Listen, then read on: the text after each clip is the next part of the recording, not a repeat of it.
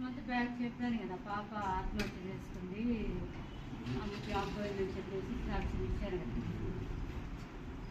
ఇప్పుడు మళ్ళీ ఇంకా కొత్త సమస్య ఏంటంటే, ఇక్కడేమో డ్యూటీ తీసేయాలని డిపార్ట్మెంట్ ఆలోచన ఉంది. అది ప్రైవేట్ తీసుకుంటాము, ప్రైవేట్ పర్మనెంట్ ఉందండి, డిపార్ట్మెంట్ ఏమో జాబ్ తీసేయాలని డిపార్ట్మెంట్ ఆలోచన ఉంది. పుట్టింటి వారు 6 మంత్ బ్యాక్, అమ్మ నీకు ఒక ఇల్లు రాసిస్తాము, మేము అది నీకు ఇచ్చేస్తాంలే, నీకు 3 ఆడపిల్లలు ఉన్నారు, బంధం చనిపోయిందని చెప్పేసి 6 మంత్ బ్యాక్ పుట్టింటి వాళ్ళు ఇల్లు ఇస్తామని అక్కడ పుట్టింటి వాళ్ళు మోసం చేశారు. సరే, ఏదేమైనా దేవుడికి నేను అంగీకారంగా ఉండాలా, ఆయన చేత ప్రకారం జీవించాలా, అది ఏమైనా జరిగినాయి నా జీవితంలో అని చెప్పేసి నేను ఎంతో భారంతో ప్రార్థిస్తున్నా.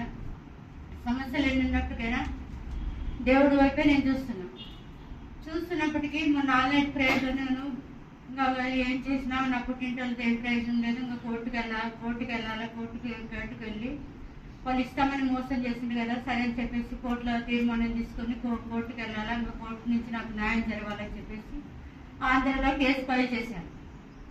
చేసి దేవుడి మీద భారంగా ప్రార్థన చేస్తున్నాకి పదే దేవుడు నాకు తెలియపరుస్తున్నాను. కీర్తన 119 ప్రకారం తెలియపరుస్తున్నాను.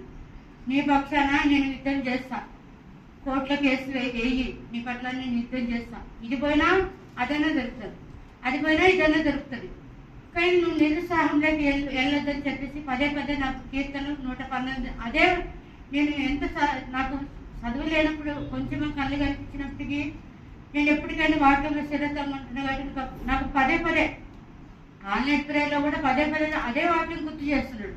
ఇక్కడేం ఆన్లైన్ ప్రేయర్ జరుగుతున్నప్పటికీ నాకు ఆ వాక్యాన్ని గుర్తు చేస్తున్నాడు.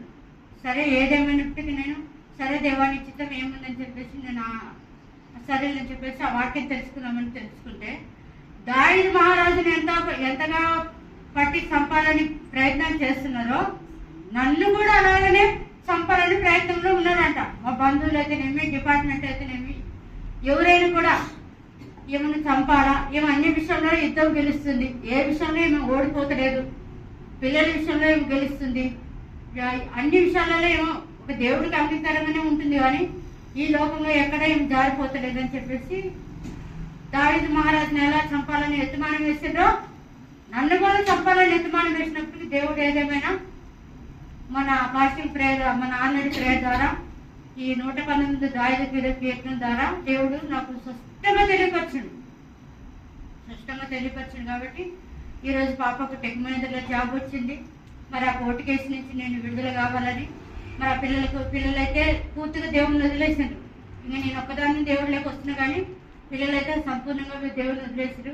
ఆ పిల్లలు దేవుడిలోకి రావాలని, ఆ కోర్టు కేసు నుంచి నేను విడుదల కావాలని మీ వ్యక్తిగత విషయంలో ప్రార్థనలు జ్ఞాపకం చేశాను.